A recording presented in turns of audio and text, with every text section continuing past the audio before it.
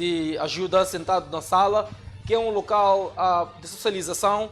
Não existe aqui nenhum tipo de afinidade ou de privacidade que é quebrada ao receber uma visita na sala. Mas depois diz que se porventura levasse esta mesma pessoa e introduzisse no quarto, aí já o cenário muda. Eu gostava de perguntar, no contexto de guerrilha, no contexto de segurança, no contexto da soberania, que está agora a fazer esta sua fabulosíssima dissertação, de que forma é que esta intimidade, que esta afinidade foi de alguma forma exposta nesta mesma, vamos dizer, linguagem figurada que está aqui a usar?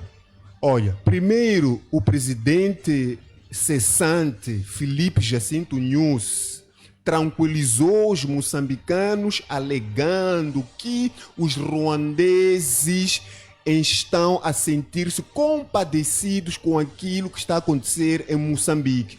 Por isso que de uma forma voluntária eles vêm para Moçambique para ajudar. Mas isto acabou criando uma desconfiança no seio dos moçambicanos. Olha, Clemente Carlos, em geopolíticas não existem cafés grátis e almoços grátis. Okay. Os países não são amigos. Os países têm um interesse mútuo. Os ruandeses que estão aqui em Moçambique, estão acima de 6.000 ruandeses, têm esposas lá, têm famílias lá, têm os seus pais, têm a sua vida em Ruanda. E se vieram para aqui, para Moçambique, é porque é uma missão que estão a cumprir. E a presença de cada ruandês em Cabo Delgado é um valor bastante alto que tem que ser pago ao ruandês pela missão que ele está a cumprir aqui em Moçambique. Isto não nos foi dito. Não nos foi dito que Ruanda estava em Moçambique de uma forma ilegal. Só hoje é que o presidente Chapo vai para Ruanda para legalizar o instrumento jurídico que regula a presença dos ruandeses aqui em Moçambique. Este todo o tempo que os ruandeses estavam aqui em Moçambique ilegalmente, como é que era feito o processo daquilo em que é o restabelecimento destas forças, aquilo que é o pagamento de salário? Por quê? Porque nós estamos a falar aqui de guerra. Se eu vou à guerra, eu tenho que contar que posso ir, voltar e posso não voltar. Então, isto já está na legislação daquele indivíduo que sabe quantos soldados estão dentro do campo operacional de guerra. Então, não passou este dossiê para a Assembleia da República. Isto também leva-nos aqui a trazer muita desconfiança. Há quem diga não foi a Assembleia da República porque este é um assunto bastante sensível. Sim, é um assunto bastante sensível. Nós, moçambicanos, como acionistas do Estado moçambicano, nós não queríamos saber, ou seja, não era para nós termos informação de quantos militares estariam em Cabo Delgado, qual seria aquilo que é o pagamento dos soldados em Cabo Delgado e qual é a quantidade de armamentos que estariam em Cabo Delgado. Qual é o ponto estratégico de ação no Teatro Operacional Norte? Não, esta informação é fidedigna, não é para o povo. Aliás, nós temos que compreender que se vamos à Magna Carta da Assembleia da República, o inimigo também está a escutar aquilo que se fala na Assembleia da República. Mas seria de bom tom que o presidente Filipe Jacinto Nyusi levasse este assunto para a Assembleia da República, para informar os moçambicanos, que são os patrões, que nós estamos com esta intenção, uma espécie de uma auscultação do povo moçambicano. Olha, isto não aconteceu. E hoje compreendemos que Cabo Delgado hoje está-se a tornar num lugar onde os ruandeses estão a construir até mercados, ruandeses já estão a residir ali. Daqui a mais 3, 4 anos, vamos compreender que as nossas irmãs que estão em Ruanda já têm filhos de ruandeses. E qual foi o assinado, o memorando que foi assinado entre... Nossas irmãs em Ruanda ou em Cabo Delgado? Desculpe, em Cabo Delgado, obrigado, as nossas irmãs em Cabo Delgado, porque se os soldados estão lá, os soldados também têm suas necessidades biológicas. E isto vai fazer com que eles acabam engravidando lá as nossas irmãs e isto vai proliferar aquilo que é a linhagem ruandesa dentro de Cabo Delgado. E nós aqui temos que compreender aqui um assunto. O assunto não é Ruanda, mas quais são os interesses que o presidente Filipe Jacinto Nyusi ocultou aos moçambicanos para com que os ruandeses estivessem em Cabo Delgado? Porque aqui há algo... A primeira vinda dos ruandeses ao extremo norte do país foi bem sucedida ou não? A primeira aparição dos ruandeses no âmbito da SAMIM, sabemos muito bem que não é a única força que cá esteve. Esteve cá o Botswana, a África do Sul, a Angola também já chegou a enviar, pese embora em número bastante reduzido, aqui alguns homens. Na sua ótica, nesta primeira vinda de ruandeses a Moçambique, foi esta feliz ou não viu nenhuma eficácia? Olha, se prestarmos bem atenção, vamos compreender que houve aqui um imbróglio entre essas forças. Okay. Porque a África do Sul, a priori, tinha uma vontade de trazer aquilo que é a sua experiência para o teatro operacional norte. Mas quando a África do Sul apercebe-se que Ruanda faz parte deste pacote dos países que vão lutar em Cabo Delgado, a África do Sul começa a recuar a passos lentos. E isto vem consubstanciar com a saída da SAMIM. Por quê? Porque eles compreenderam que aquele estatuto jurídico que regula a presença das forças estrangeiras da SADC, neste caso, não estava lá compilado a presença de Ruanda. Porque não passou. Isto não se diferencia das dívidas ocultas. As dívidas ocultas, infelizmente, não passaram da Assembleia da República. Por isso que foram dívidas ocultas. Porque se fosse uma dívida com uma clareza para os moçambicanos, teria passado para a Assembleia da República e ali haviam de aprovar os instrumentos legais para se trazer ao de cima aquilo que seriam os benefícios destas dívidas para Moçambique. Certo. Mais tarde descobriu-se que Moçambique foi buscar mais de 2,2 mil milhões de dólares. E hoje os moçambicanos estão a pagar muito caro por causa desta fatura. Não foge à regra de Cabo Delgado. Eu disse e volto a repetir, durante este período que estão aqui os ruandeses, passam mais de 4 anos, não existia um instrumento jurídico, um estatuto jurídico que regula a presença dos ruandeses em Cabo Delgado. O SOFA, o presidente Chapo teve que viajar. E aqui nós compreendemos que o protagonismo... A minha pergunta é mesmo esta, por isso que eu perguntava se considerava feliz a primeira vinda dos ruandeses em Moçambique ou não, porque a pergunta que não quero calar é, caso esta primeira vinda não tenha sido eficaz, qual foi então a necessidade de renovação deste contrato com Ruanda? Era mais ou menos esta a minha dúvida. Exatamente, eu ia para aí, Clemente Carlos. Aqui existe muitos mistérios que o tempo é que vai desmistificar, o tempo é que vai abordar o que é que está a acontecer em Cabo Delgado. Porque a ida do presidente Chapo para Ruanda, para Kigali, foi na posição de um indivíduo que está a mendigar. Ele não foi na posição de um player que vai discutir taco a taco o que está a acontecer em Cabo Delgado. O presidente Chapo vai para Ruanda com uma fragilidade. Por quê? Porque existe um tratado não claro entre o governo de Nunes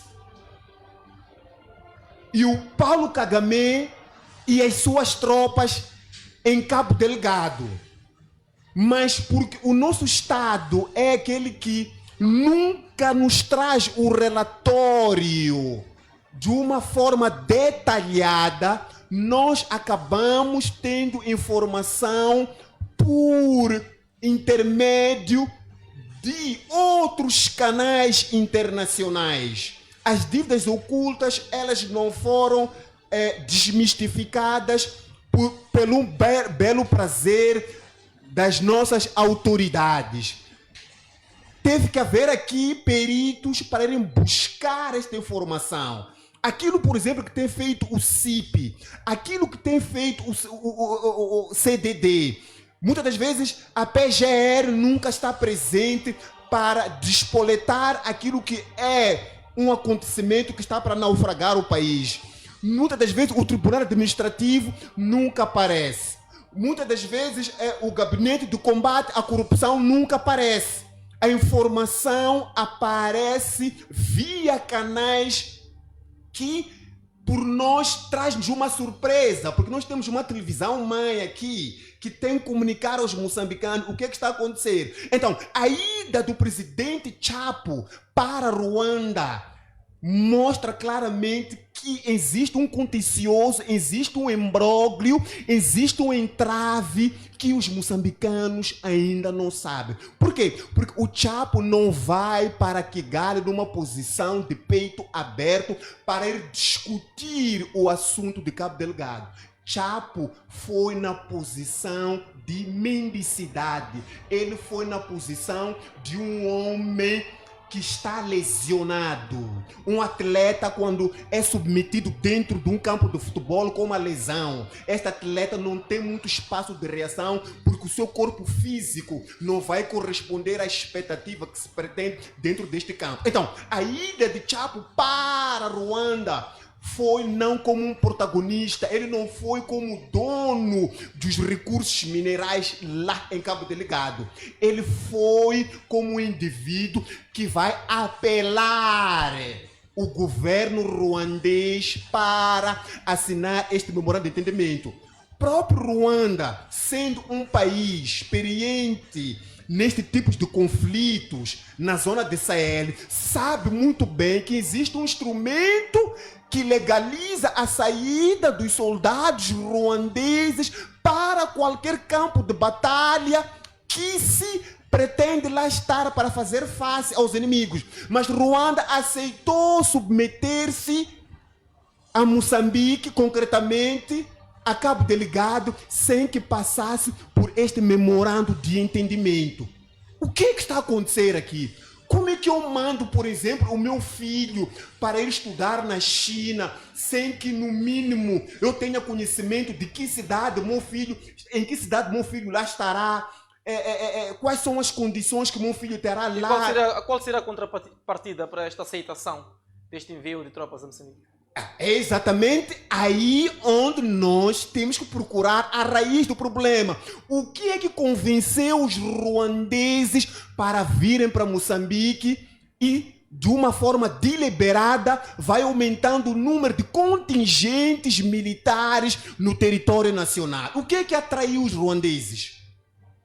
E é um dado aqui muito importante. Os ruandeses, eles não estão a fazer cobertura ao povo moçambicano. Os ruandeses estão a fazer cobertura aos recursos minerais. Então, por que está a interessar a Moçambique fazer este acordo militar com um país de uma geografia longínqua, se comparada aos países da SADC, por exemplo, a África do Sul, que goza de boas relações com Moçambique portanto, de décadas? Podia muito bem Moçambique ter firmado este acordo com a própria vizinha África do Sul e não recorrer ao Ruanda, que é demasiado distante para este acordo. Mas na sua ótica, o que é que fez com que tal acordo não fosse rubricado com a África do Sul, que também é uma potência militar na região? Por isso que aqui eu disse,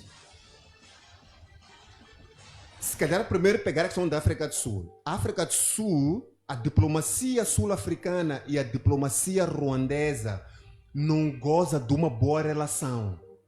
Houve choque entre o presidente sul-africano e o presidente ruandês. Isto não passam mais de 4, 5 meses. Ruanda, internacionalmente, no panorama internacional, não tem bom nome. Até porque os homens do M23 no Congo são apontados como quem recebe apoio do próprio Ruanda. Daí que o Ruanda é visto de alguma forma como um país que, no lugar de apaziguar, está também a fomentar conflitos. Olha, nós temos que ser homens genuínos com uma capacidade de uma análise profunda. Certo. Quem é que está por detrás de Ruanda? Quem é que equipa as milícias ou os soldados ruandeses? A quem aponta é a França. Qual é a visão da França para os países africanos? Naturalmente, os países que têm esta geografia de trazer aquilo que são os recursos minerais. Ou seja, destes países onde os subsolos são bastante ricos. Exploração.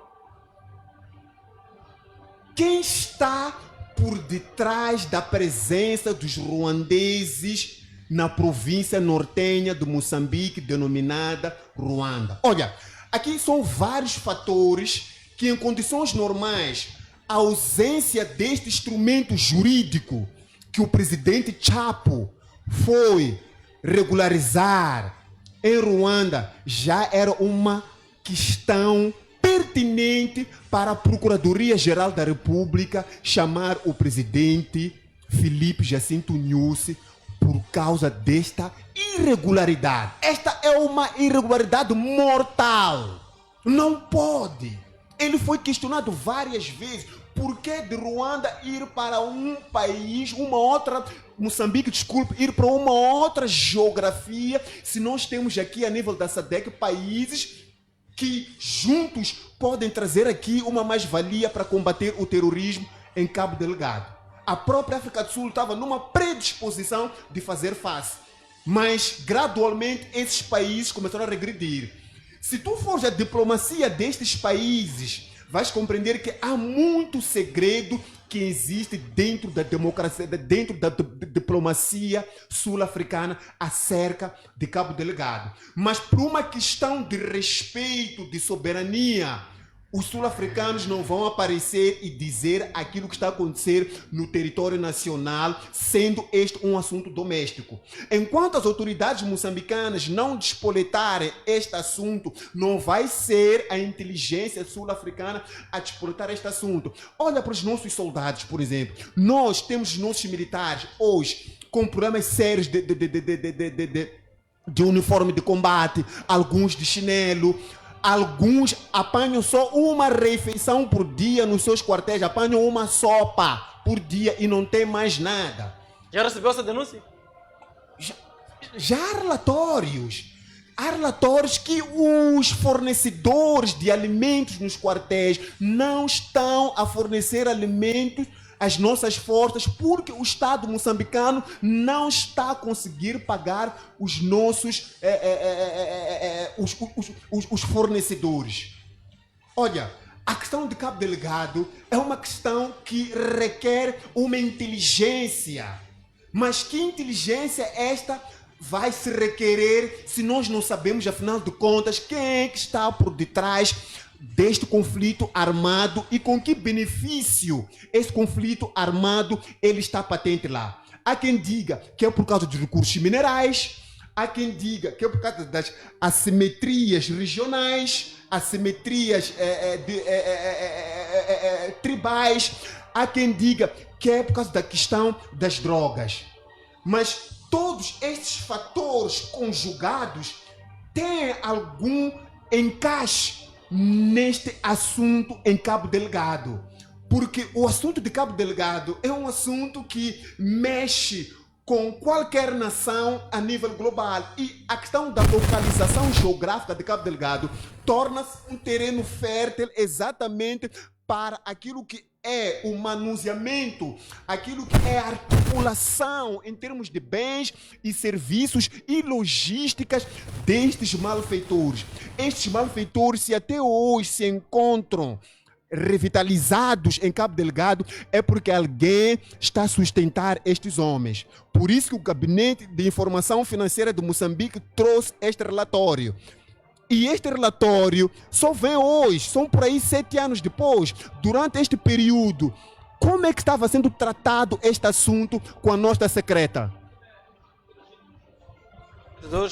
A partir de já, também os internautas poderão ligar e deixar o seu parecer em torno desta abordagem que trouxemos hoje.